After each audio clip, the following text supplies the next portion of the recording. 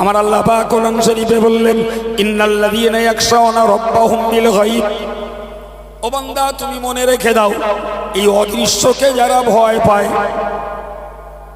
অদৃশ্যকে যারা ভয় পায়, চোখে দেখে না অথচ সেইগুলোর ভয়ে মানুষ তার জীবন তৈরি করে।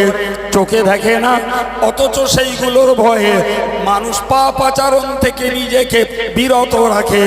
আমার আল্লাহ বললেন, লাহুম মাগফিরাতুন, ওদের জন্য রয়েছে, ওদের জীবনের পাপ আচরণ যদি কিছু হয়ে পড়ে ওটার জন্য ক্ষমা, এবং ওদের জন্য রয়েছে বড় বড় পুরস্কার।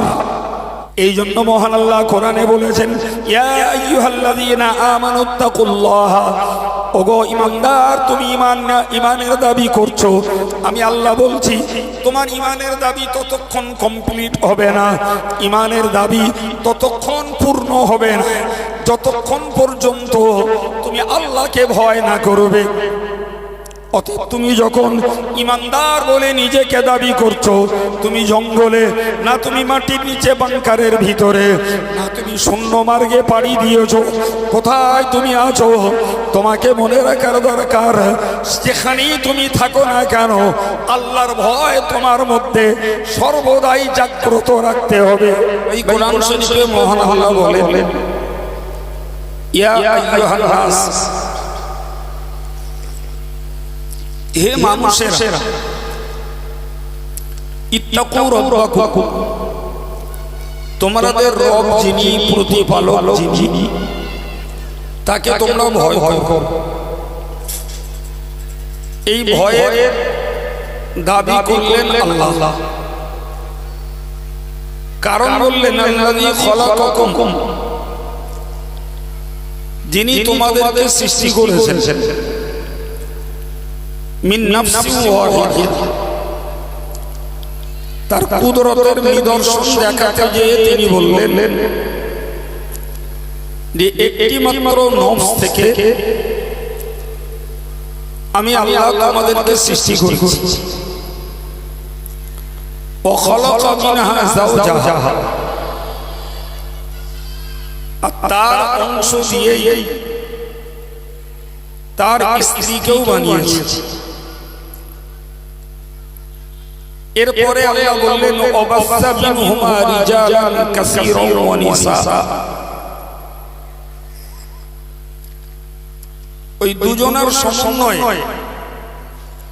আমি পৃথিবীতে অনেক পুরুষ আর অনেক মহিলা ছড়িয়ে দিয়েছি।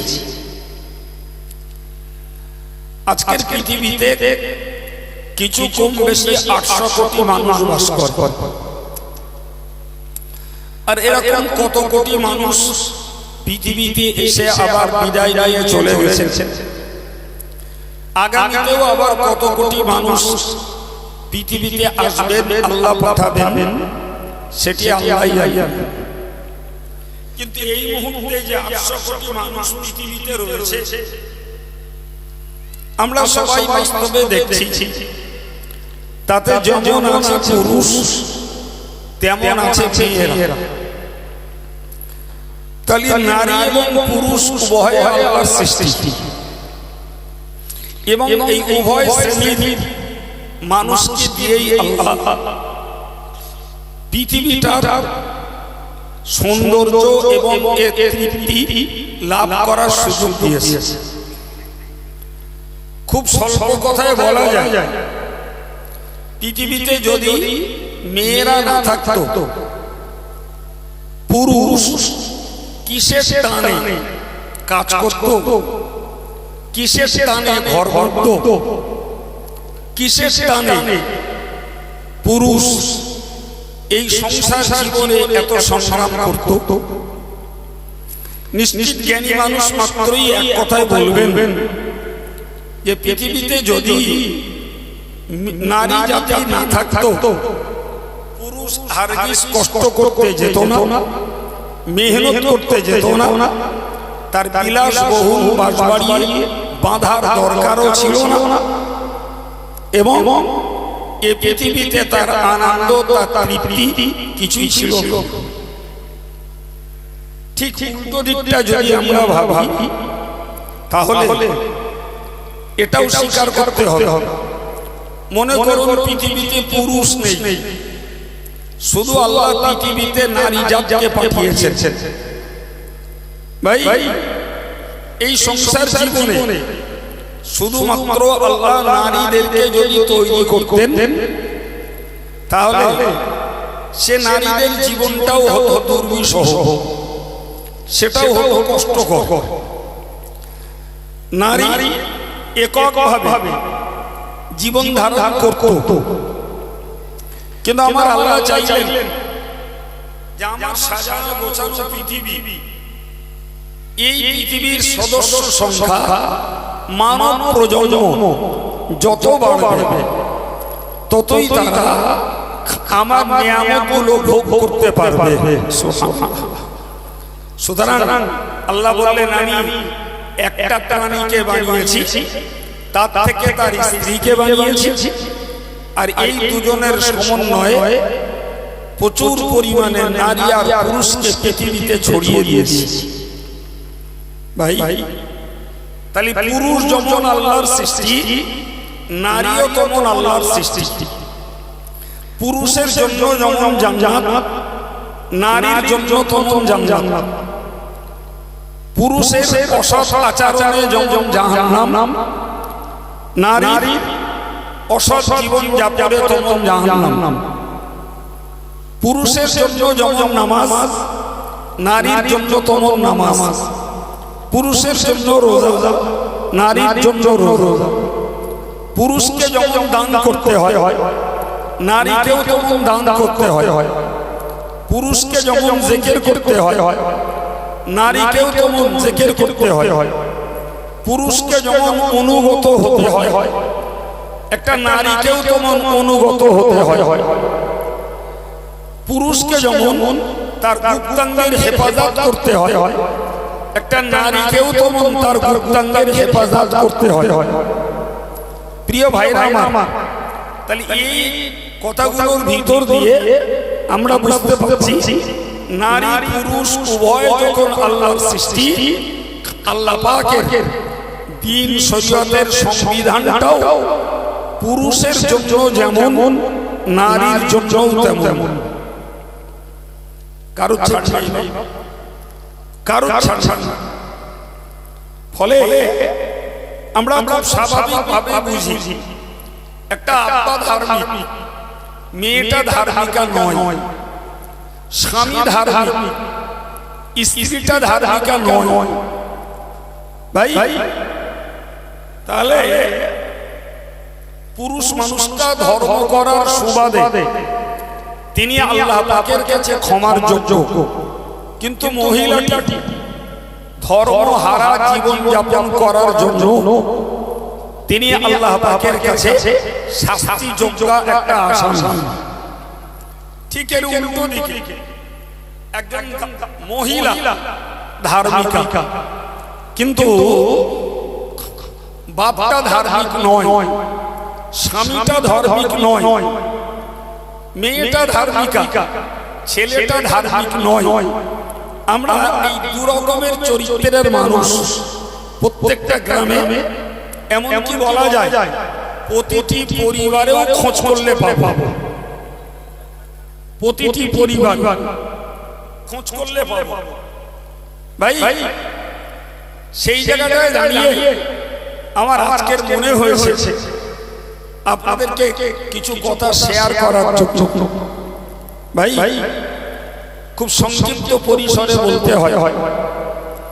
আমার আল্লাহ কোরআনে বলেছেন, বিসমিল্লাহির রহমানির রহিম, ইয়া আইয়ুহান নাস, হে পৃথিবীর মানুষেরা, ইন্না খালাকনাকুম মিন যাকারিন ওয়া উনসা, আমি আল্লাহ তোমাদেরকে সৃষ্টি করেছি একটি পুরুষ আর একটি নারীর সংমিশ্রণে। ওয়াজআলনাকুম শুউবান ওয়া ক্বাবাইলা, এবং আমি আল্লাহ তোমাদেরকে নানা গোত্রে এবং নানা শাখায় আমি আল্লাহ ভাগ ভাগ করে দিয়েছি। আল্লাহর বক্তব্য আমরা বাস্তবে দেখছি, কাউকে আল্লাহ সৈয়দের ঘরে পাঠিয়েছে, কাউকে সিদ্দিকীর ঘরে, কাউকে শেখের ঘরে, কাউকে মন্ডলের ঘরে, কাউকে গাজীর ঘরে, কাউকে বা মল্লিকের ঘরে। এই যে নানা গোত্র, নানা বংশ এবং নানা শাখায় আল্লাহ মানুষকে পাঠিয়েছে। জি জি, তো আল্লাহ বললেন এই যে গোত্র আর বংশ আমি আল্লাহ ভাগ ভাগ করে দিয়েছি, এটি কেবলমাত্র লিতাআরাফু, যাতে তোমরা পরস্পরে একজন আরেকজনকে চিনতে পারো। এই চেনার সুবিধার্থে বংশ আর গোত্র ভাগ। আল্লাহর কথা অত্যন্ত জ্ঞানমূলক এবং বাস্তবমুখী। ভাই বিশ্বাস করুন, এই যে গোত্র আর বংশগুলো ভাগ করে দিয়েছেন, আল্লাহ এক কথায় বললেন আমি এটা ভাগ করেছি যাতে একে অপরকে চিনতে পারো। তাই ভাই তাহলে কোন বংশের লোক সে সৃষ্টিগতভাবে কোন বড়াইত্ব, কোন গর্ব করতে পারে না। রঙের দিক দিয়ে কেউ নিজেকে বড় ভাবতে পারে, কারণ সাদা মানুষটাও আল্লাহর সৃষ্টি, কালো মানুষটাও আল্লাহর সৃষ্টি। ঠিক না ভুল? তাহলে কাউকে যদি মন্ডলের ঘরে পাঠায় সেটাও আল্লাহ পাঠিয়েছে, আর কাউকে যদি সৈয়দের ঘরে পাঠান সেটাও আল্লাহ পাঠিয়েছে। তাই তো নাকি? এখন সৈয়দের ঘরের লোকটা যদি মনে করে যে আমি সৈয়দ বংশে জন্ম নিয়েছি মানে আমার আত্মগরিমা বেশি, আমার গর্ব ফখর বেশি, আর প্রকারান্তরে ওই মন্ডলের ঘরের মানুষটাকে সৈয়দ ঘরের লোকটা ছোট নজরে দেখে, তাকে ঘৃণ্য মনোভাবে দেখে, তাহলে তো মন্ডলের ঘরের লোকটা আল্লাহর কাছে দাবি তুলবে, আল্লাহ তুমি কেন আমারে এই নিচু বংশে পাঠালে, যার জন্য আমি লোকের কাছে অবহেলিত, মানুষের কাছে লাঞ্ছিত, আমি মানুষের কাছে সম্মান পাই না, মানুষ আমাকে টিটকারি করে, রহস্য করে, বিদ্রুপ করে। বাবু এরূপ দাবি ওই নিচু বংশে জন্ম নেওয়া মানুষটা আল্লাহর কাছে করতেই পারে। সম্মানিত ভাইরা আমার, মুরব্বীরা মনে রাখুন, আমি আপনাকে বলবো নিশ্চিত আল্লাহ পাক কাউকে কোন বংশে আত্মগরিমা করার জন্য পাঠাননি, অহংকার করার জন্য পাঠাননি, গর্ববোধ করার জন্য পাঠাননি। আল্লাহ পাক পাঠিয়েছে তার নিজের ইচ্ছা মতোই। ফলে মনে রাখতে হবে, ও মানুষ আমি মানুষ, ও নিচু বংশের আমি উঁচু বংশের, ও কালো আমি সাদা। সুতরাং এখানে আল্লাহর পক্ষ থেকে পাঠানোর ব্যাপারে কোনো পার্থক্য নাই, কোনো পার্থক্য নেই। এখন যদি সাদা রঙের মানুষগুলো গর্বে ফেটে পড়ে আর কালো রঙের মানুষগুলো লজ্জায় মাথা নিচু করে বেড়ায়, তাহলে এটা তো আল্লাহর সৃষ্টির উপরই আগুন উঠবে। ঠিক না? ওই কালো রঙের লোকগুলো তো আল্লাহর বলবে, আল্লাহ তুমি আমার কালো করে এভাবে লাঞ্ছিত করলে কেন? বলাই স্বাভাবিক। ঠিক তদ্রূপ বংশের যদি প্রথম পালক আল্লাহ পাকের কাছে কোন মূল্য থাকতো, তাহলে আল্লাহ কাউকে উঁচু বংশে আর কাউকে নিচু বংশে পাঠাতেন। আচ্ছা আপনি বলুন তো ভাই, সবাই মানুষগুলো যদি সাদা হতো, সাদার কোনো দাম থাকতো? এই থাকতো বাবা। সবাইকে যদি আল্লাহ উঁচু বংশে পাঠাতেন, জি, তাহলে উঁচু বংশের লোকগুলোর গর্ব করার আর অতিরিক্ত মর্যাদা নেওয়ার কোন দিক ছিল? সবাই। সুতরাং সাদা কালো, উঁচু বংশ আর নিচু বংশ, এর জন্য কোনো পার্থক্য নেই বাবা। সম্মানিত ভাইরা আমার, মনে রাখুন, আমি প্রসঙ্গটা বোঝাবার জন্য প্রচলিত ছোট্ট দুটো কথা বলি। প্রিয় নবী সাল্লাল্লাহু আলাইহি ওয়াসাল্লাম আরববাসীদেরকেই বলেছিলেন, লা ফাদলা লিল আরাবি আলাল আজাম, হে আরববাসী তোমরা মনে রাখো, তোমরা আরবে জন্ম নিয়েছো বলে অনারবদের উপরে তোমাদের কোনো শ্রেষ্ঠত্ব নেই, অনারবদের উপরে তোমাদের কোনো দাম মাম কিছুই নেই। যদিও আমাদের কাছে আজও এই ভুল ধারণা, এই ভুল প্রথা চলছে জি, যে এর জন্ম আরবে, তার মানে ওর দাম খুব, আর আমার জন্ম ভারতে, ফলে আমি গুরুত্বহীন, আমার কোনো মূল্য নেই। এই হীনমন্যতা, এই ছোট মানসিকতাটা আজও অনেক মানুষের মধ্যে কাজ করে। ভাই ভাই করা যাবে না, করা যাবে না। ১৫০০ বছর আগে নবী বললেন যে আরববাসীদের কোনো শ্রেষ্ঠত্ব, কোনো মর্যাদা, কোনো দাম, কোনো মান, কোনো মূল্য আরবের বাইরে সারা পৃথিবীর কোন দেশের লোকেদের উপরে এদের নেই। এই জন্য জ্ঞানীরা বলেছেন, জন্ম হোক যথাযথা, কর্ম হোক ভালো। কথা বলতে যাচ্ছে, জন্ম তোমার যেখানে হোক, কর্ম ভালো হলে তুমি আল্লাহর প্রিয়। জন্ম যদি তোমার আরবে হয়, কর্ম যদি তোমার খারাপ হয়, আরবে জন্ম নিয়েও লাভ নেই। আমি ভাই গজল মুখ না, এই জমানায় গজল আমার কাছে গ্রহণযোগ্য নয়। তো এখন তো গজলের ঝংকার চলছে, গজল গেয়ে বক্তা ১৫,০০০ যাচ্ছে জি, আর যে ওয়াজ করছে তার ৫,০০০, যে গজল গাচ্ছে ওর ১৫,০০০। এটাই সমাজের বিচার। তাই ওই একটা গজল এখন মাঝে মাঝে কানে পড়ে, তা সে আমার মুখস্থ নেই, একটুখানি বললে আপনাদের অনেকের মনে আসে জি।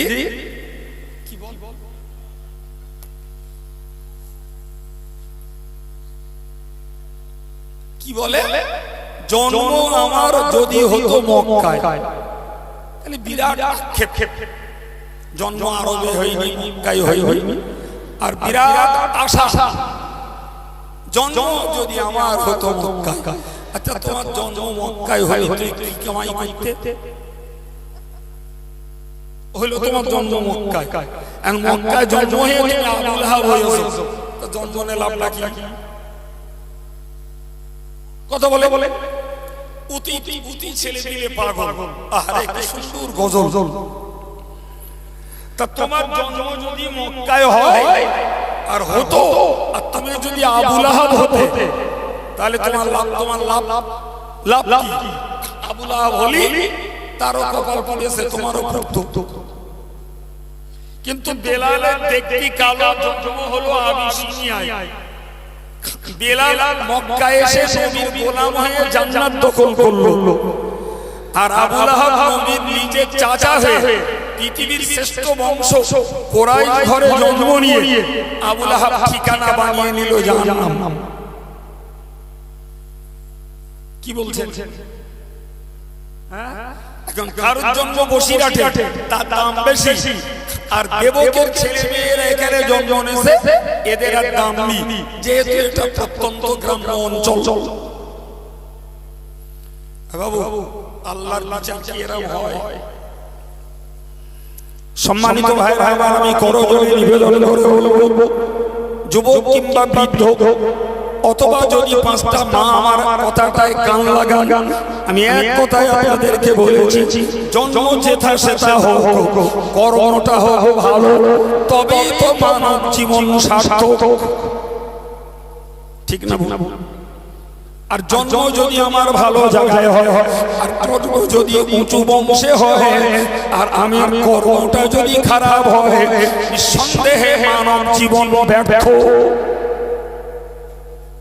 ঠিক না ভুল? ও ভাইরা আমার, প্যারে নবী সাল্লাল্লাহু আলাইহি ওয়াসাল্লাম তাহলে জায়গা হিসাবে আরববাসীদের আলাদা কোনো দাম দেননি। ঠিক তদ্রূপ মনে রাখুন, আরবের সাধারণত অধিকাংশ মানুষগুলো ছিল দেখতে সাদা, এত পরিমাণ সাদা, সাদার চোটে তাদের গায়ে লালি আভা ফুটে উঠত, এত সাদা। আমার নবী ওদের সামনে দাঁড়িয়ে বলেছিলেন, লা ফাদলা লিল আরাব, লা ফাদলা লিল আহমারি আলাল আসওয়াদ। হে আরবের লাল রঙের মানুষগুলো, নিশ্চিত করে মনে রাখো, পৃথিবীর কালো রঙের মানুষদের উপরে তোমাদের কোনো শ্রেষ্ঠত্ব নেই। সাদা হলি ধর্ম করতে হবে না, আর কালো হলি ধর্ম করতে হবে। আল্লাহর বিধান কি এরকম বাপ? তাহলে রসুল যে কথা বললেন যে তুমি আরবে জন্ম নিয়েছ, তোমায় দেখতে সাদার চোটে লাল, এরপরেও ধর্ম আচরণ করা তোমার ছাড় নাই, ছাড় নাই। আর কাফিরি কৃতদাস যারা, গোলাম যারা, তাদের দেখতে কুৎসিত কদাকার কালো আচাঙার, তাদেরও ধর্ম ছাড় দেননি আল্লাহ। তাহলে রঙে সাদা হই আর কালো হই আর সামলা হই আর জায়গা আমার যেথায় হোক, তাহলে আমার ডিউটি আমাকে আল্লাহর হুকুম মেনেই আমার জীবনটা তৈরি করতে হবে। আমার আল্লাহ বললেন, বান্দা তুমি মনে রাখো, আমি উঁচু বংশ আর নিচু বংশ করেছি কেবলমাত্র একে অপরের পরিচিতির জন্য, চেনা জানার জন্য। মনে রেখে দিও, ইন্না আকরামাকুম ইনদাল্লাহি আতকাকুম। আল্লাহ পাকের কাছে বেশি সম্মানিত, আল্লাহর কাছে বেশি মর্যাদার, আল্লাহর কাছে বেশি প্রিয় যে লোকটা যত বেশি আল্লাহকে ভয় করে, যত বেশি লোকটা পরহেজ করে, যত বেশি নিজের জীবনটাকে সংযত করে চলে, ওই লোকটাই তত আল্লাহর কাছে প্রিয়। সবাই মিলে একটু বলুন। তাহলে আমাদের প্রত্যেকের টার্গেট থাকবে, প্রত্যেকের লক্ষ্য হোক যে আমি চাষি না ব্যবসায়ী না চাকরিজীবী, নাকি আমি জমিদার, ঠিক, কিংবা আমি লেবার, আমি পলিটিশিয়ান, কোনো রাজনীতিবিদ, আমি মালিক শ্রেণীর কেউ। আমার গুণগত আর পেশাগত আর শিক্ষাগত দিক যাই থাক, আর বংশ আমার যেটাই হোক, আর রং আমার যেটাই হোক, আমাদেরকে অর্জন করতে হবে খোদার ভয়। কথা বোঝাতে পেরেছি বাপ? আমি একদম গোড়ায় বলেছি যে অজ আমি করতে পারি আর না পারি, পরিবেশটা তৈরি হোক, পরের বক্তারা এসে করবে। তা সে পরের বক্তার আসা পর্যন্ত একটু গল্প করতেছি আপনাদের সঙ্গে, তাছাড়া আর কি বলবো। তাহলে আমাদের টার্গেট কি থাকতে হবে বাবা? জোরে বলে কি বোঝালুম এতক্ষণ? আমাদের লক্ষ্য কি হতে হবে? বলেন বলেন বলেন। এবার বলছে, আর ভুল হবে না ইনশাল্লাহ। প্রত্যেকটা ইমানদার মুসলমানের লক্ষ্য থাকতে হবে আল্লাহর ভয় জোগাড় করা। আর ভুল হবে? আল্লাহর ভয় জোগাড় করতে হবে। আল্লাহ এমন একটা সত্তা, পৃথিবীতে তাকে কেউ জাগ্রত অবস্থায় চামড়ার চোখে দেখতে পাইনি, দেখতে পাবেও না। সাধারণ মানুষ তো দূর কথা, নবীরাও না, এমনকি অন্য নবী তো দূরের কথা, আমার নবীও আমার আল্লাহকে জাগ্রত অবস্থায় চর্ম চোখে আল্লাহকে দেখেননি। ভাই, কাউকে দেখলে ভয় পাওয়া এটা সহজ, কিন্তু না দেখে কাউকে ভয় পাওয়া, বলেন বলেন, ওইটা কঠিন। এই কথা বলেন আমার সঙ্গে, জি আমার সাথে একটু আপনারা সায় দিলি আমার একটু কষ্ট কম হবে, আর আপনারা কিছু না বললে আমি একলা একলাই হারিয়ে যাব। কি বলেছি বাবা? আমি আপনাকে বুঝিয়েছি যে কাউকে দেখে ভয় করা এটা সহজ, কিন্তু কাউকে না দেখে ভয় করা সেটা কঠিন। কারণ ওই ভয়টা লাগবে না। খুব ক্লিয়ারলি বলছে, ছাত্রটা বদমাইশি করছে, মাস্টার সামনে নেই, যেই মাস্টারকে দেখছে ছাত্র একদম ফেরেশতা। ছেলে মেয়েগুলো বদমাইশি করছে, আব্বা সামনে নেই, সুতরাং দৌরত্ব তাদের। যেই বাপকে দেখছে সে একদম পুরো সাধু, তার আর কোনো দোষ নেই, সামনে পড়েছে। তাহলে সামনে থেকে ভয়টা এমনি লাগে, মারির ভয়, বকনির ভয়, সম্মান নষ্ট হওয়ার ভয়, কি জানি কি বলবেনি, আব্বা হয়তো বকবে কুনি, মাস্টার হয়তো মারবে করি, কিংবা আমাদের গ্রামের মোড়লটা দেখলে হয়তো হাঁকা তাড়া দেবে কুনি। কথা বোঝা গেল?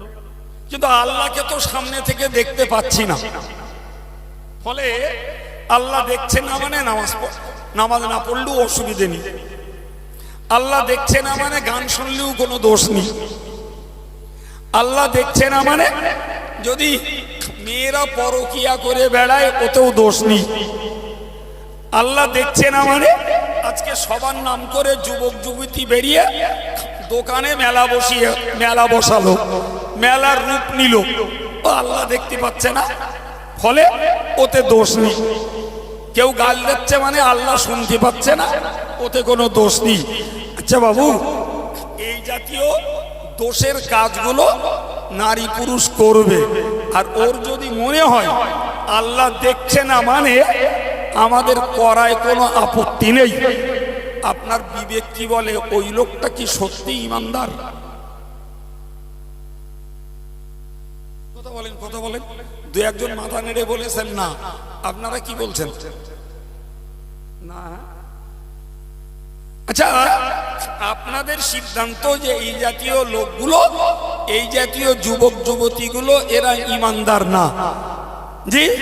আচ্ছা, আপনি বলতে পারবেন, সে আপনার ছেলে হোক, মেয়ে হোক, বউ হোক, বলতে পারবেন যে তোমরা এই যে কাজগুলো করছো আল্লাহ দেখছে না, এই তোমার মনোভাব, তা আল্লাহ দেখছে না মানে এই যদি তোমার বিশ্বাস হয় তাহলে তো তুমি আদাতে ইমানদার নও।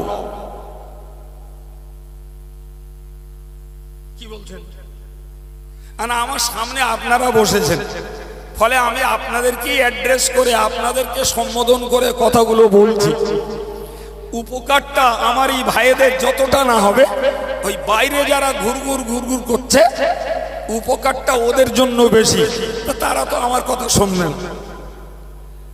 গজল টজল গাইলে কিছু জুটত, সে তো আমি পারি না, তা বলা ভালো। এখন ওদের এই ভালো পথটা দেখাবে কেডা, ভালো কথাটা বলবে কেডা, আল্লাহর ভয় করার মতো মনটা ওদের বানিয়ে দেবে কে? আমার কথা তো শুনবে না। সম্মানিত ভাইরা আমার, ভালো করে মনে রাখুন, ইমানদারের জন্য মহান আল্লাহ একটা মৌলিক গুণের কথা বলেছেন, সেটি হলো ইউমিনুনা বিল গায়বি। ইমানদার তো তারাই যারা অদৃশ্যকে বিশ্বাস করে। সুবহানাল্লাহ। কথা ভুলে যাই আমরা, বললে মনে পড়ে, না দেখা আল্লাহকে বিশ্বাস করা, না দেখা রসুলকে বিশ্বাস করা, না দেখা ফেরেশতাকে বিশ্বাস করা, কেতাব নাজিল হতে দেখিনি বিশ্বাস করা, তকদিরের ভালো মন্দ কি আছে ভবিষ্যতে জানি না বিশ্বাস করা, কিয়ামতের দিনের জন্য এখনো কবর থেকে কেউ উঠিনি, উঠতে হবে বিশ্বাস করা, কবরে আযাব হতে পারে পাপীর জন্য, ওটাকে বিশ্বাস করা, হাসরের দিনটা হবে ভয়াবহ বিভৎস কঠিন দিন, ওইটাকে বিশ্বাস করা, কিংবা আমাকে আমার আমল নামাটা ডান হাতের বদলে বাম হাতে আসতে পারে, ওইটাকে বিশ্বাস করা, আমার পাপের পাল্লাটা ভারী হয়ে যেতে পারে, এই ভয়টা দিলে লাগা, আমাকে সিরাতটা অতিক্রম করতে হবে, এই ভয়টা লাগা, শেষ পরিণতিতে আমাকে জাহান্নামে পড়তে হতে পারে, এই না দেখে এটাকে বিশ্বাস করা, এর নাম তো হলো ঈমান। কি গো, ওই বাপ দেখছে বলে বদমাইশ এটা করবো না, স্যার দেখছে বলে সাধু হয়ে যাব, ও ভয়ের দাম নেই। জি, হে বান্দা, তুমি তোমার খোদাই চোখে আল্লাহকে দেখতে পাবে না। আল্লাহ বলেই দিয়েছেন, লা তুদরিকুহুল আবসার ওয়া হুয়া ইউদরিকুল আবসার। কোন চোখ আল্লাহকে দেখতে পায় না, বরং ওই আল্লাহ সবাইকে দেখেন। সুবহানাল্লাহ। এখন ওই বিশ্বাস আমার মধ্যে জন্মালো না, ওই বিশ্বাস আমার মধ্যে নেই যে আল্লাহ আমার নেকির কাজটাও দেখছেন, আল্লাহ আমার পাপের কাজটাও দেখছেন। ফলে আমি সবাইকে লোকাতে পারবো, আল্লাহকে লোকাতে পারবো না।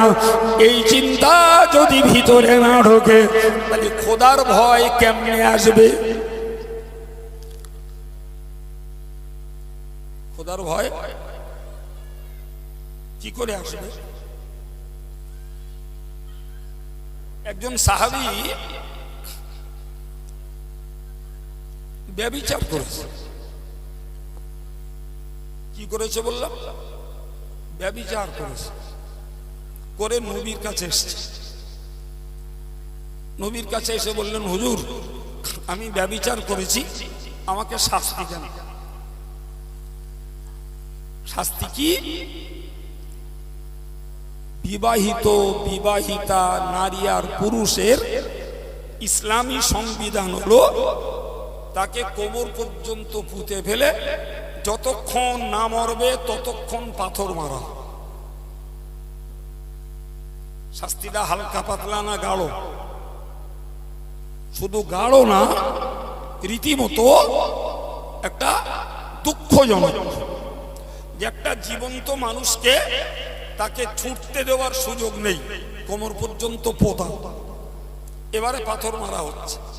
কোনোটা মাথার পিছনে, কোনোটা সামনে, চোখ ঠিকরে বেরোচ্ছে, হয়তোবা নাক দিয়ে জল করে রক্ত ঝরছে, ঘিনুটা ছিটিয়ে বেরিয়ে যাচ্ছে। বাকি মানুষগুলো দাঁড়িয়ে দাঁড়িয়ে দেখছে।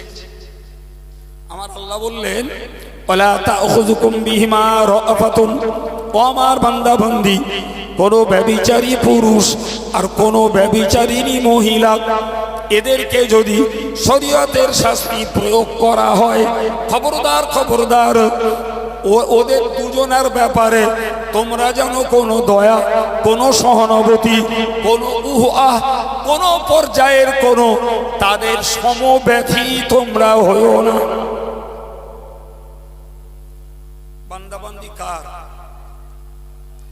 আল্লাহ। জি, তো বান্দাবান্দি মানে আমরা মানুষ, ভাই বোনি, তাই তো নাকি? আচ্ছা, বুকে হাত দিয়ে বলেন তো, ভাইয়ের দরদ বোনির প্রতি আর বোনির দরদ ভাইয়ের প্রতি বেশি না বাপ মার দরদ সন্তানের প্রতি বেশি? প্রত্যেকটা জ্ঞানী মানুষ এক কথায় বলবেন যে নিশ্চিত বাপ মার দরদ সন্তানের প্রতি বেশি। এবার বলেন, সৃষ্টি করেছেন মানুষকে আল্লাহ, তাহলে স্বাদের সৃষ্টি আল্লাহ, আর সেই স্বাদের সৃষ্টি ব্যভিচারের মতো অন্যায় করেছে।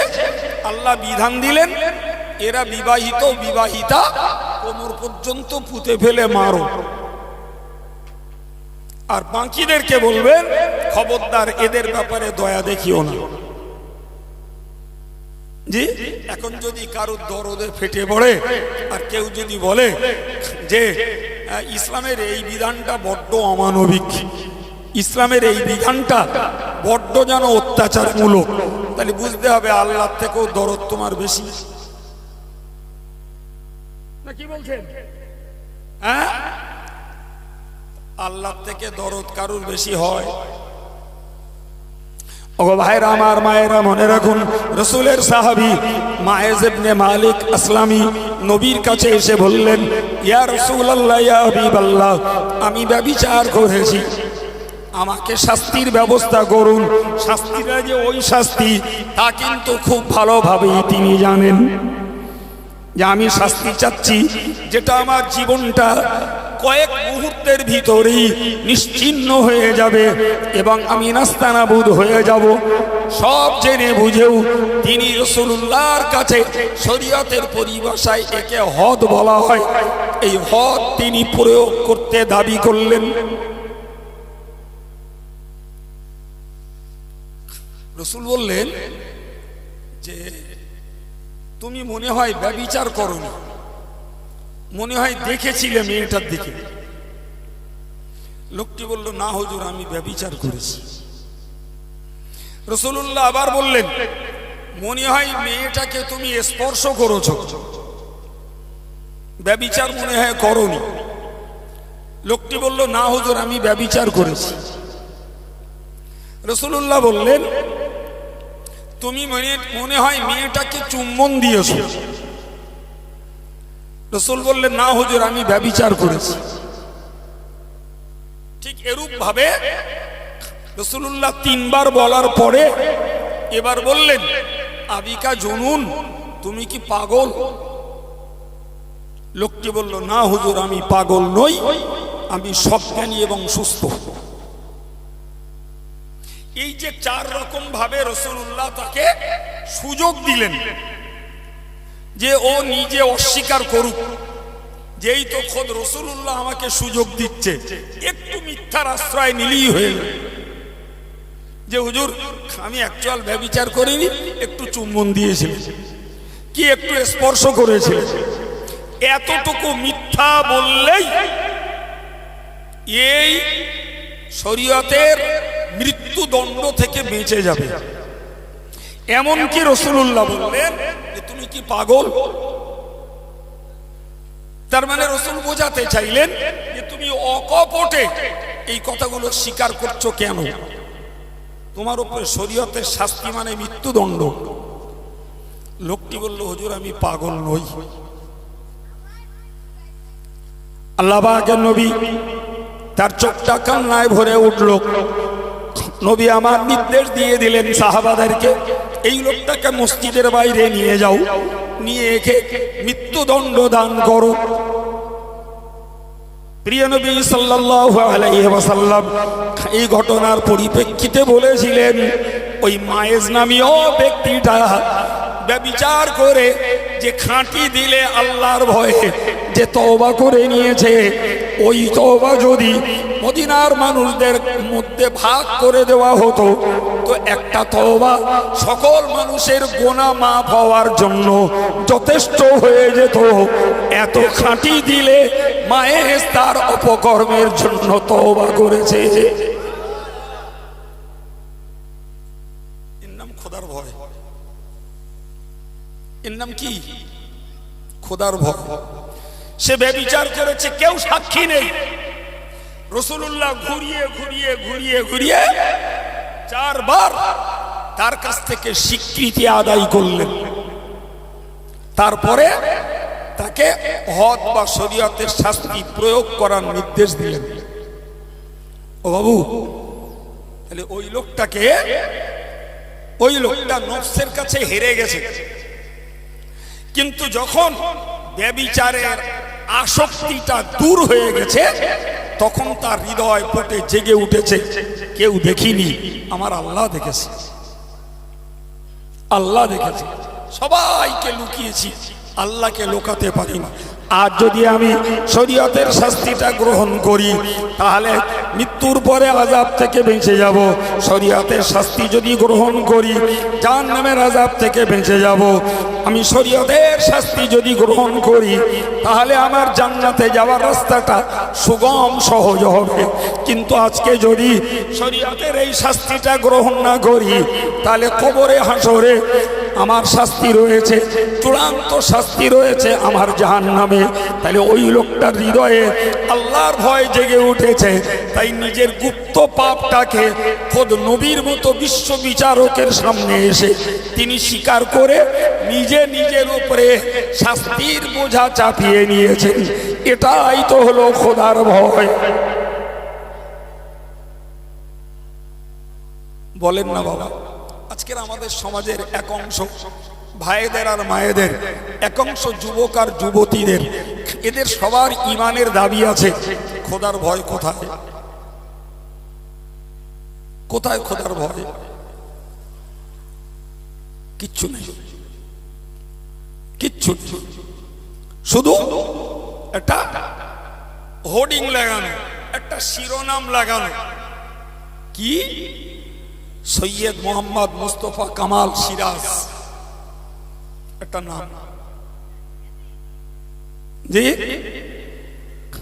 নুরুন নাহার পারভীন হুসনি আরা, ওরে নাম রে, মনে রাখছিলাম তিনজন, অথচ একটা নাম। এটা হোর্ডিং, এটা শিরোনাম, এটা প্লাকেট। জি, ওতেই তো আল্লাহর কাছে রেহাই হবে না। জি, সাইনবোর্ডের সঙ্গে তো কাজের মিল থাকতে হবে। যদি মিল রাখার চেষ্টাও করি, তারপরেও শয়তান বেগড়া দেবে বাবা, তারপরেও দেবে। সেটা তবু মনকে বোঝানো যাবে যে নফসের তাড়নায় একটা পাপ করে ফেলেছি, আল্লাহর কাছে চাইলে আল্লাহ হয়তো মাফ করবে। কিন্তু মূলত যার খোদাকে হাজির নাজির যেখানে থাকি তিনি দেখছেন, যেখানে থাকি আমি তার জ্ঞানের বাইরে নই। জি, এই মজলিসে যারা বসা, এটাও আল্লাহর কুদরতের নজরে আছে। আব্দুল কাইয়ুম বকছে, এটাও আল্লাহ পাক শুনছেন। আর সবার নাম করে যারা মেলা বসিয়ে, জি, সেখানে যুবক আর যুবতীদের আমদানি ঘটিয়েছে, ওটাও আল্লাহর কাছে ঢেকা নেই বাপ, ওটাও আল্লাহর কাছে আল্লাহ, আল্লাহর কাছে ওটাও দিবালোকের মতো স্পষ্ট। তাহলে কোথায় খোদার ভয়, কোথায় অদৃশ্যের বিষয়গুলির বিশ্বাস? আমার আল্লাহ পাক কোরআন শরীফে বললেন, ইন্নাল্লাযীনা ইয়াখশাউনা রাব্বাহুম বিল গায়ব। ও বান্দা, তুমি মনে রেখে দাও, এই অদৃশ্যকে যারা ভয় পায়, অদৃশ্যকে যারা ভয় পায়, চোখে দেখে না, অথচ সেইগুলোর ভয়ে মানুষ তার জীবন তৈরি করে। চোখে দেখে না, অথচ সেইগুলোর ভয়ে মানুষ পাপ আচরণ থেকে নিজেকে বিরত রাখে। আমার আল্লাহ বললেন, লাহুম মাগফিরাতুন, ওদের জন্য রয়েছে, ওদের জীবনের পাপ আচরণ যদি কিছু হয়ে পড়ে ওটার জন্য ক্ষমা, এবং ওদের জন্য রয়েছে বড় বড় পুরস্কার। তাহলে না দেখে আল্লাহকে ভয় করা লাগবে, বিনিময়ে যতটুকু ত্রুটি বিচ্যুতি হয়ে গেছে ওইটা আল্লাহ মাফ করে দেবে আর মহা পুরস্কার দান করবে। সুবহানাল্লাহ। ঘোষণা আমার নয় বাবা, আল্লাহর। এই জন্য মহান আল্লাহ কোরআনে বলেছেন, ইয়া আইয়ুহাল্লাযীনা আমানুত্তাকুল্লাহ, ওগো ঈমানদার, তুমি ঈমানের দাবি করছো, আমি আল্লাহ বলছি তোমার ঈমানের দাবি ততক্ষণ কমপ্লিট হবে না, ঈমানের দাবি ততক্ষণ পূর্ণ হবে না যতক্ষণ পর্যন্ত তুমি আল্লাহকে ভয় না করবে। অতএব তুমি যখন ইমানদার বলে নিজেকে দাবি করছো, তুমি জঙ্গলে না, তুমি মাটির নিচে বাংকারের ভিতরে না, তুমি শূন্য মার্গে পাড়ি দিয়েছো, কোথায় তুমি আছো তোমাকে মনে রাখার দরকার, যেখানেই তুমি থাকো না কেন আল্লাহর ভয় তোমার মধ্যে সর্বদাই জাগ্রত রাখতে হবে। আমি একলা নই, আর আমার আল্লাহ রয়েছে, তিনি দেখছেন। এই মনটার বিরাট দাম, বিরাট দাম। খোদার ভয় যদি মনে ঢোকে, সারাদিন হাড় ভাঙা খাটনি খেটে রাত্রেবেলা এশার নামাজ না পড়ে শোবে না। খোদার ভয় যদি থাকে, জি, আর খোদার ভয় যদি না থাকে, প্রকাশ্য জনসমক্ষে মদ খাবে, তাস খেলবে, জুয়া খেলবে, নামাজ কাজা করবে, ওর কোনো পরোয়া নাই। জানি এরা মানুষ, তো ওরা আমার কি করবে? কিছু করতে গেলেই তো আইনের চাপে পড়তে হবে। ওর টাকায় ও মদ খাচ্ছে, ওর টাকায় ও জুয়া খেলছে, ওর সময় নষ্ট করে, ওর পরিবারকে ধ্বংস করে ও তাস খেলছে, জুয়া খেলছে, ওর নিজেকে জাহান্নামী বানাচ্ছে, তাতে তোমার কি? তুমি বলার কি? জি, আমার আল্লাহ বললেন ইত্তাকুল্লাহ, ও বান্দা তুমি আল্লাহকে ভয় করো, হাক্কা তুকাতিহি, ভয় করার মতো করো, ভয় করার মতো করো। ভাইরে আমার নিশ্চিত করে মনে রাখুন, আমার আল্লাহ এই পর্যন্ত বলার পরে বললেন ওয়ালা তামুতুন্না ইল্লা ওয়া আনতুম মুসলিমুন, তোমরা যতক্ষণ পর্যন্ত পূর্ণ মুসলমান না হও ততক্ষণ যেন তোমরা মরো না। একথার মানে হলো যতক্ষণ পর্যন্ত মানুষ অদৃশ্যভাবে আল্লাহকে ভয় না করে, যতই নামাজ পড়ুক, যতই সে অন্যান্য ধর্ম আচরণ করুক, আর যারা করে না ও যদিও মুসলমান বলে নিজেকে দাবি করুক, ওই লোকটা কমপ্লিট মুসলমান নয়। কমপ্লিট মুসলমান হতে গেলে আল্লাহর ভয় সঙ্গে থাকতে হবে, ভয় ছাড়া কমপ্লিট মুসলমান হওয়া যাবে না বাবা। জি প্রিয় ভাইরা আমার, এই যদি হয় কোরআনের বায়ান, হাদিসের বায়ান, আমরা আমাদেরটা ভাবলে আমরা কোনো স্তরে থাকতে পারবো, কতজন সেটা খুব বোঝা মুশকিল ভাই, খুব বোঝা মুশকিল। বিশ্বাস করুন ভাই, আমি একবার বলেছি যে ভয়ের মতো মন যদি তৈরি করি তারপরেও ত্রুটি বিচ্যুতি আমার দ্বারা হতে পারে, পারে না বাবা? পারে। আর যদি ভয়ের মন মূলত তৈরি না করি তাহলে ত্রুটি ছাড়া, দোষ ছাড়া আমার জীবনটাই করবে না। জি, তাহলে আমার ভয়ের মানসিকতাটা তৈরি করাই লাগবে। সম্মানিত ভাইরা আমার, আমার আল্লাহ বললেন বংশ তোমার যেটা যত উঁচু হোক, রং তোমার যত সুন্দর হোক না কেন, চেহারা তোমার যত সুদর্শন হোক না কেন, আমি আল্লাহর কাছে দাম হলো আল্লাহ ভীরু বান্দাটার, আল্লাহকে যে ভয় করে তার দাম। সুতরাং জন্ম হোক যথাযথা, কর্ম হোক ভালো। এই কর্ম যদি ভালো হতে হয় একমাত্র খোদার ভয়ই সম্ভব।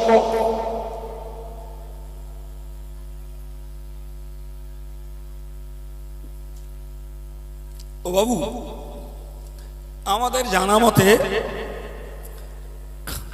প্রকাশ্য ধনঞ্জয় ধর্ষণ করে মার্ডার করেছিল, বিনিময়ে ভারত সরকার তারে ফাঁসি দিল। আচ্ছা, ধনঞ্জয়ের ফাঁসি হয়ে গেছে কম বেশি 20 বছরের উপরে। আচ্ছা, ভারতবর্ষ কি ধর্ষণ বন্ধ হয়ে গেছে? হয়েছে? হয়নি, বন্ধ হয়নি। প্রিয় ভাইরা আমার, পণ আদান প্রদান ভারতীয় সংবিধানে দোষণীয়, মদ পান ভারতীয় সংবিধানে দোষণীয়। সংবিধান আছে, সংবিধানের পবিত্রতা রক্ষা করার জন্য প্রশাসন আছে, আছে না নাই? জি ভাই, বেশ্যাবৃত্তি ভারতীয় সংবিধানে দণ্ডনীয় অপরাধ। তাহলে সংবিধান আছে, সংবিধান কার্যকর করার জন্য পুলিশ প্রশাসন আছে। আচ্ছা, আমরা ভাই ভাই বসে যদি সমীক্ষা করি তাহলে দেখব ধর্ষণ বন্ধ হয়নি, মদ বন্ধ হয়নি, বেশ্যাবৃত্তি বন্ধ হয়নি। ভাই তাহলে আপনি বলুন, সংবিধান করলেই এই অসাধু কাজ বন্ধ হয়ে যায় না বাবা? যায় কি? এই তার বাস্তব প্রমাণ। এখনো এমন কোন দিন নেই খবর নিলে আর খবর সন্ধান করলে ধর্ষণের রিপোর্ট পাওয়া যাবে না। ঠিক না ভুল? ঠিক। একটু ভেবে দেখুন তো, আমার নবীর কাছে পুলিশ ছিল না, নবীর কাছে মারণাস্ত্র ছিল না, গোলা বারুদ বোমা স্টেন গান পাইপ গান কিচ্ছু ছিল না। রাসূলুল্লাহর লাইফে ইসলামী মিশনটা প্রকাশ্য নবী চালিয়েছেন মাত্র 20 বছর, আর 3 বছর চালিয়েছেন গোপনে। সর্বমোট 23 বছর, 3 বছর গোপনে আর প্রকাশ্য 20 বছর। ভাই, এই প্রকাশ্য 20 বছরের হিস্ট্রিটাকে, ইতিহাসটাকে আমরা যদি চর্চা করি একদম বোবার মতো করে মেনে নিতে হবে যে 20 বছরের আমার নবীর প্রচেষ্টা কোরআনী সংবিধান আরব সাম্রাজ্যে প্রতিষ্ঠিত হয়েছে। সুবহানাল্লাহ। বাড়ি এখানে হচ্ছে না, আর বাড়ি গে 20 বছরের প্রচেষ্টায় চুরি বন্ধ হয়েছে, ছিনতাই বন্ধ হয়েছে, মদ বন্ধ হয়েছে, সুদ বন্ধ হয়েছে, ব্যভিচার বন্ধ হয়েছে, কন্যা সন্তান হত্যা করা বন্ধ হয়েছে, বাপ মাকে অমর্যাদা দেওয়া বন্ধ হয়ে বাপ মার মর্যাদা ফিরিয়ে দিয়েছে, লুটতারাজ বন্ধ হয়েছে, সামান্য সামান্য ব্যাপারে তারা মারামারি কাটাকাটি বন্ধ করে দিয়েছে। কি অস্ত্র নবী ব্যবহার করেছেন বলেন না বাবা? আল্লাহর ভয়। সুবহানাল্লাহ বলেন। তাহলে একটা জিনিস আমার নবী তাদের মধ্যে তৈরি করতে সক্ষম হয়েছেন, সেটা হলো চোখে না দেখতে পারলেও তুমি তোমার বিশ্বাস তৈরি করো যে আমি যেথায় থাকি আল্লাহর দৃষ্টির বাইরে নই, আল্লাহর জ্ঞানের বাইরে নই। এই একটাই গুণ তাদেরকে ফেরেশতার থেকেও উচ্চ মর্যাদায় পৌঁছে দিয়েছে। আমি কি বলেছি? ফেরেশতার থেকে উচ্চ মর্যাদা।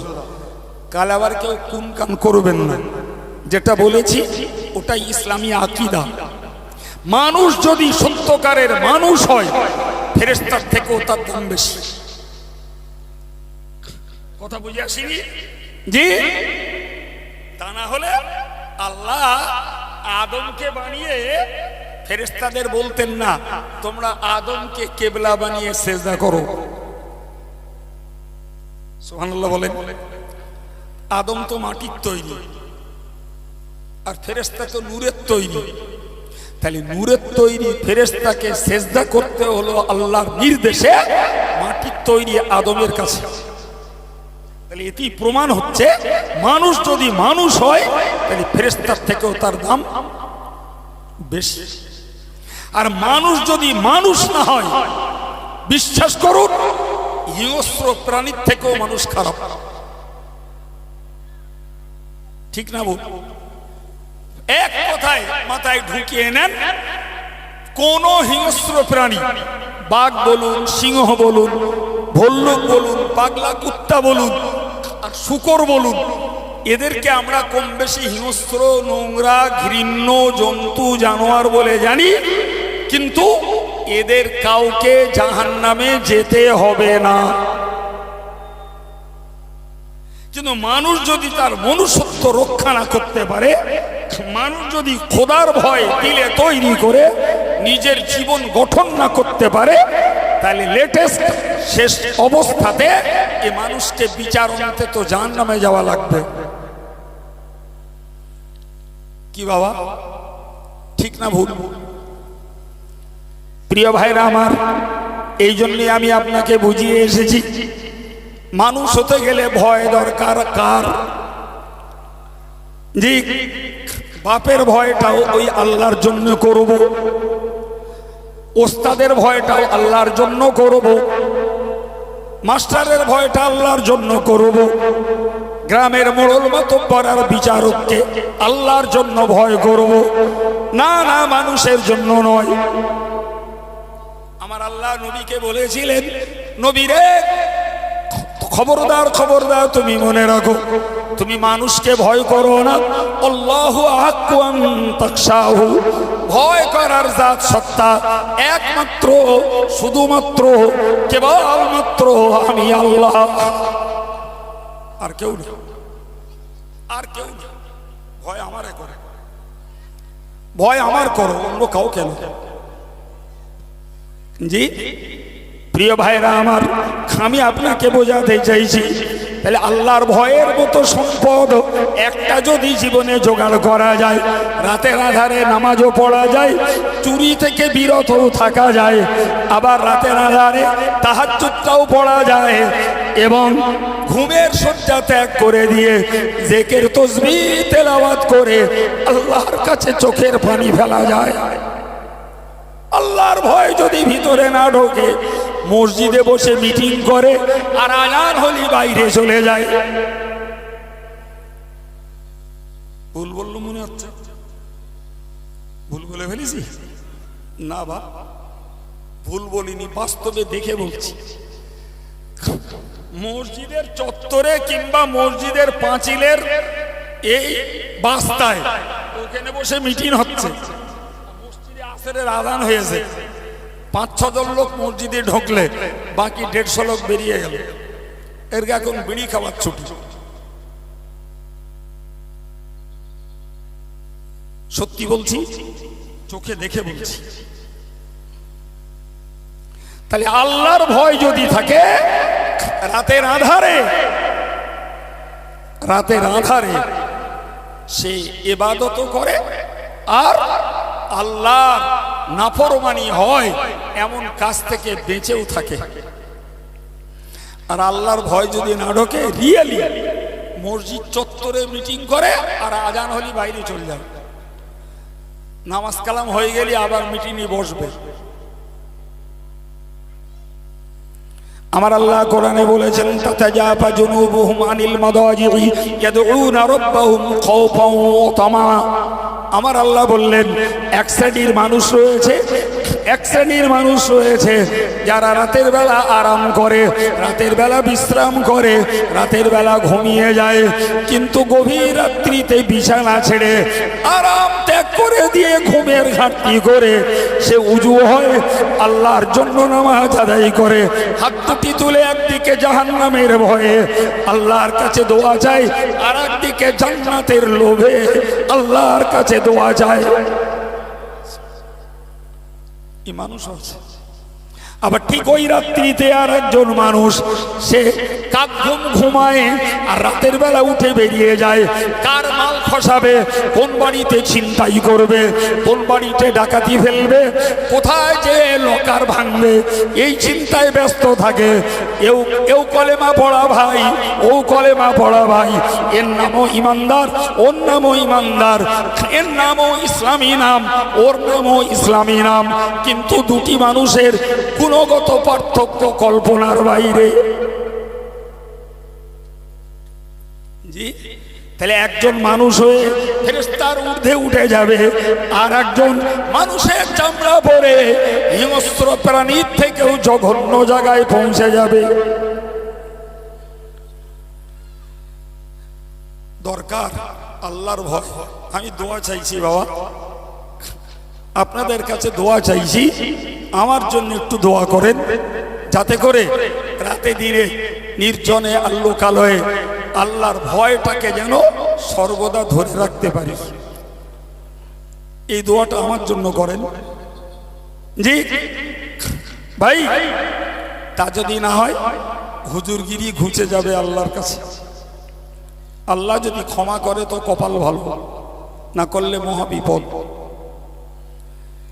জি ভাই, প্রিয় নবী সাল্লাল্লাহু আলাইহি ওয়াসাল্লাম খোদার ভয় সৃষ্টি করে সুশীল সমাজ গড়েছেন। দুর্ধর্ষ, বর্বর, উচ্ছৃঙ্খল মনের মানুষগুলোকে মাটির মতো মোলাম, মাটির মতো নরম গুণের মানুষে পরিণত করেছেন। একটাই সম্পদ, খোদার ভয়। জি, কথার পৃষ্ঠে মনে পড়ছে রাসূল করিম সাল্লাল্লাহু আলাইহি ওয়াসাল্লাম 8-9 মাস মক্কা থেকে মদিনাতে এসেছেন।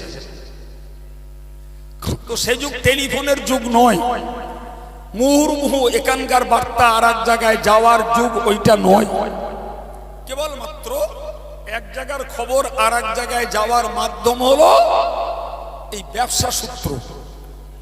এখানকার লোক ব্যবসা করতে যায়, মক্কার লোক ইয়ামানে, মক্কার লোক শামে, মক্কার লোক নাজরানে, মক্কার লোক হিজাজে, মদিনার লোক হয়তো বাসরায়। এই যে ব্যবসার কাফেলা আদান প্রদান হতো, এতেই এখানকার খবর সেখানে আর সেখানকার খবর এখানে আসতো। তো মদিনার একদল লোক ব্যবসা সূত্রে তারা নাজরানে গেছেন। নাজরান ওই যুগের একটা খ্রিস্টান অধ্যুষিত দেশ।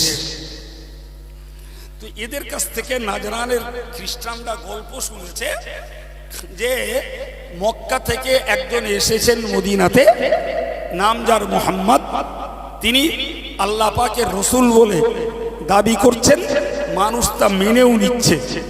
এই লোকটার কথাতে মদিনার হালচাল পরিবর্তন হয়ে উচ্ছৃঙ্খল, যুদ্ধাংদেহী, যুদ্ধবাজ একটা সমাজ সম্পূর্ণ সুশীল, বিনয়, নম্র এবং ভ্রাতৃত্বের বন্ধনের সমাজে পরিণত হয়ে গেছে।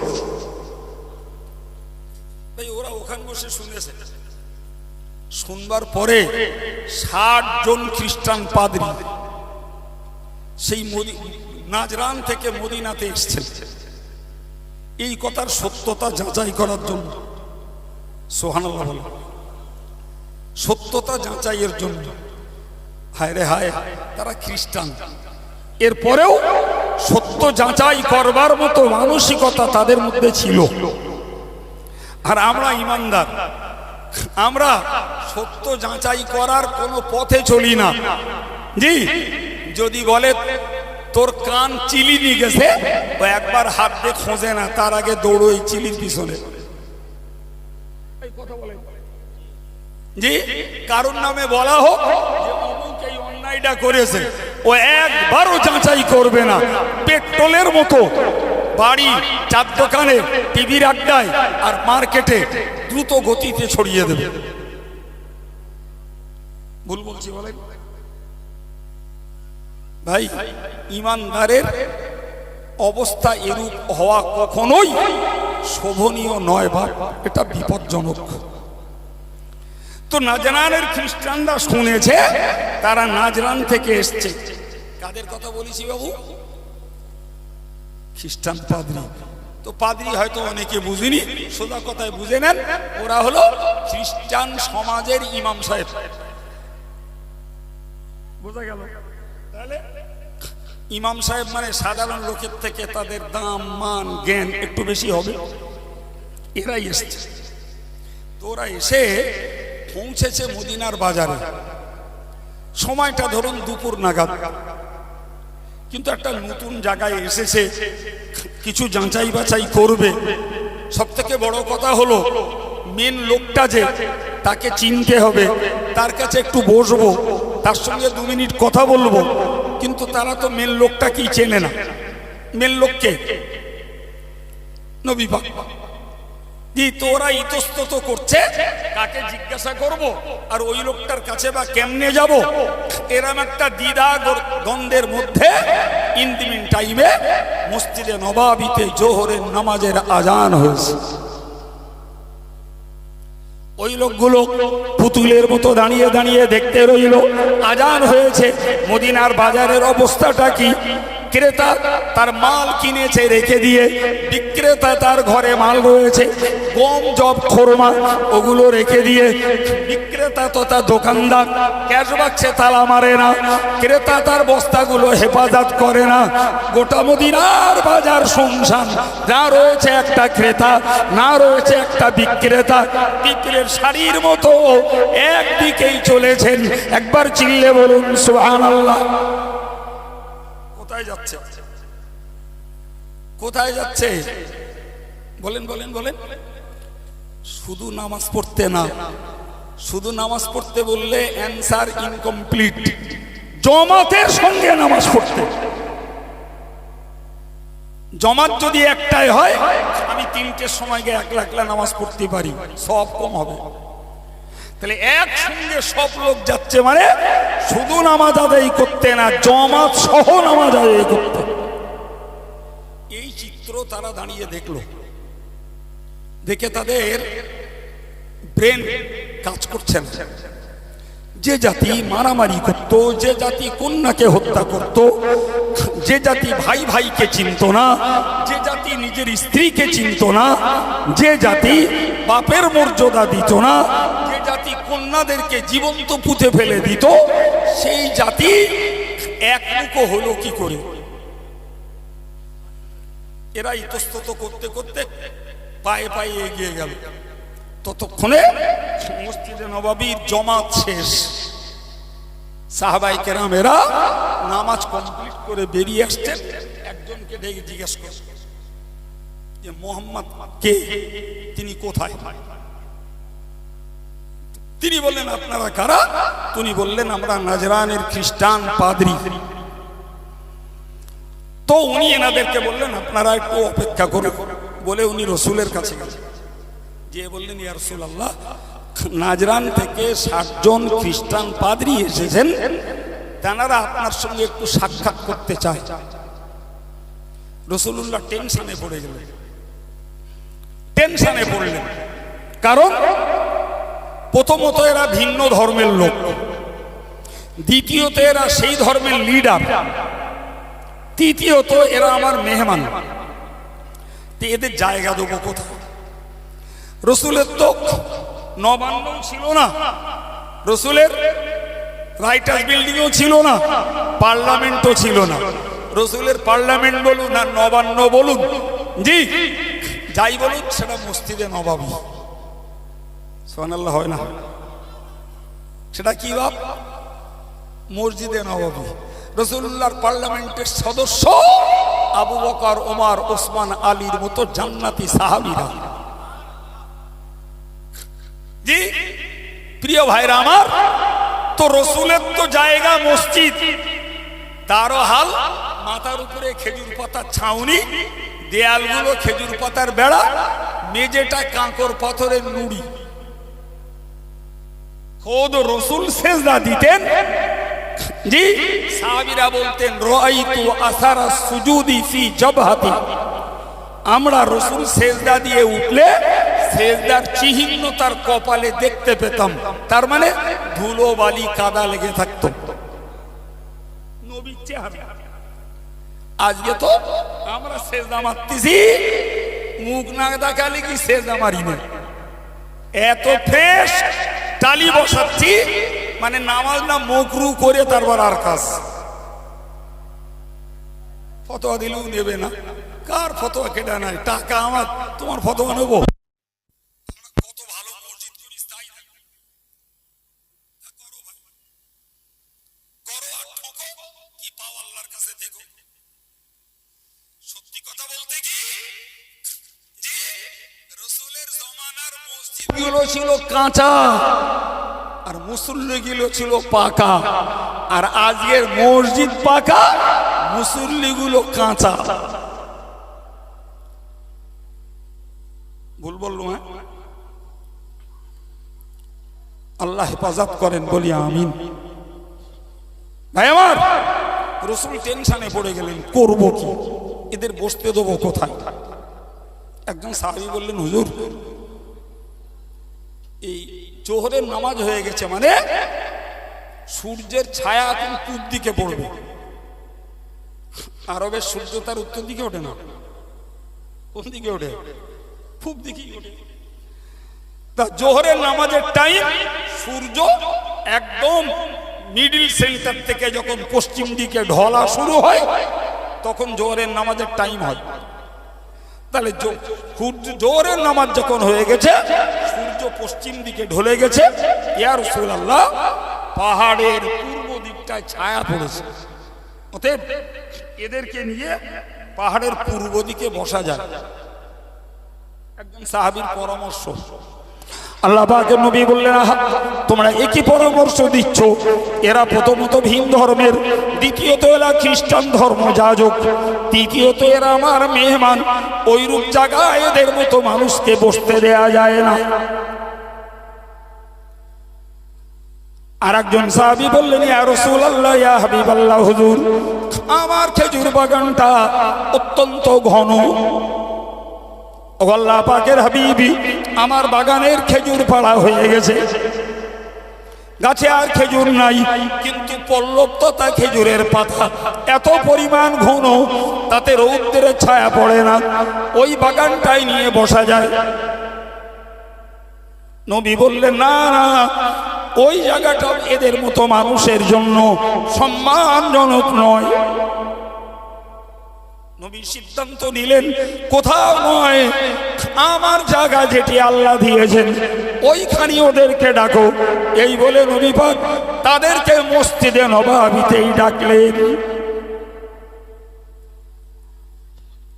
ভাই তখনও নন মুসলিমকে মসজিদে উঠতে দেওয়া যাবে না এইরকম হুকুম আল্লাহ নাজিল করেননি।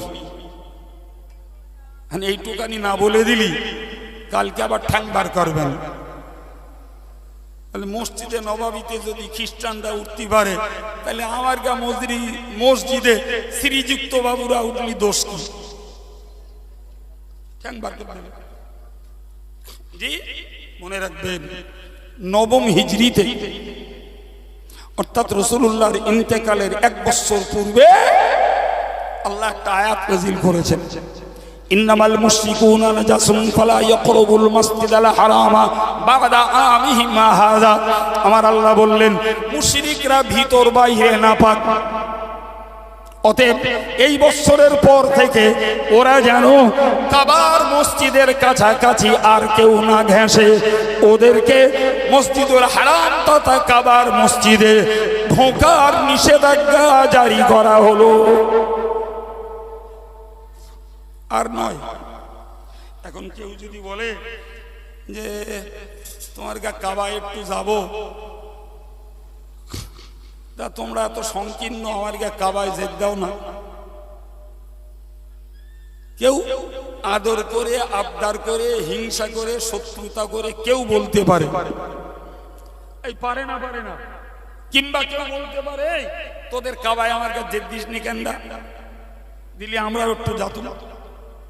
আমাদের প্রয়াত প্রধানমন্ত্রী শ্রীমতী ইন্দিরা গান্ধী জি আরবের বাদশাহ ফয়সালের পিরিয়ডে বহুত চেষ্টা করেছিল একবার মক্কায় যাবে। জি পার্সোনালি ফয়সাল রাজি হলেও বিশ্ব মুসলিমের চাপের কাছে হার স্বীকার করতে হবে। ফলে সৌদি গভর্নমেন্ট শ্রীমতী ইন্দিরা গান্ধীকে পারমিশন দিতে সাহস করেনি। কথা বুঝে আসছে? এখন যদি কেউ আমাদেরকে বলে আমি কিচ্ছু বলবো না, আমি বললাম ভাই তোমার কাছে স্বর্ণ মন্দিরে আমার কাছে যেতে দাও না কেন, এটা কিচ্ছু বলে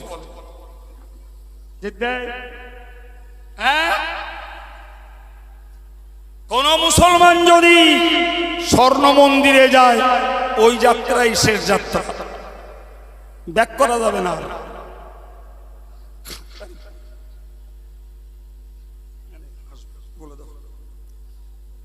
কি ভাই ওই যাত্রায় তুমি যদি ভাই তোমার স্বর্ণ মন্দিরে না যেতে দাও, সে ভারতবর্ষে আর সারা পৃথিবীর মুসলমানের প্রাণ কেন্দ্র কাবা, সেখানে তোমার যেতে দেবে এই দাবিটাও তো তোমার অনৈতিক দাবি।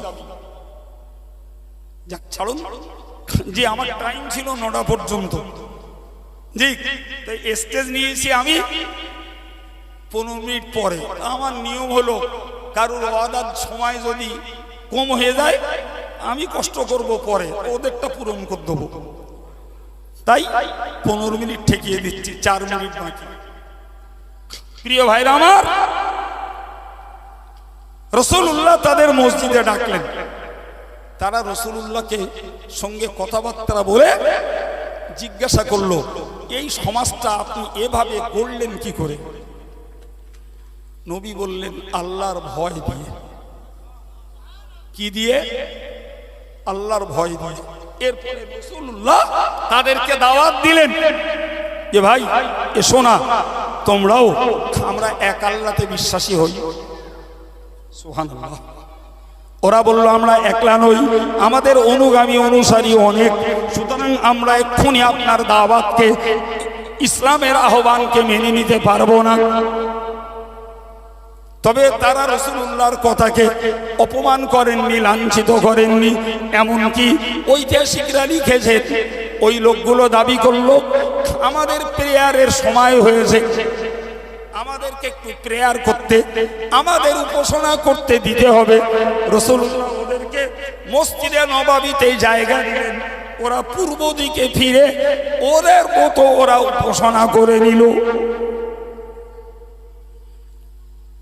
করে বেরিয়ে গেল।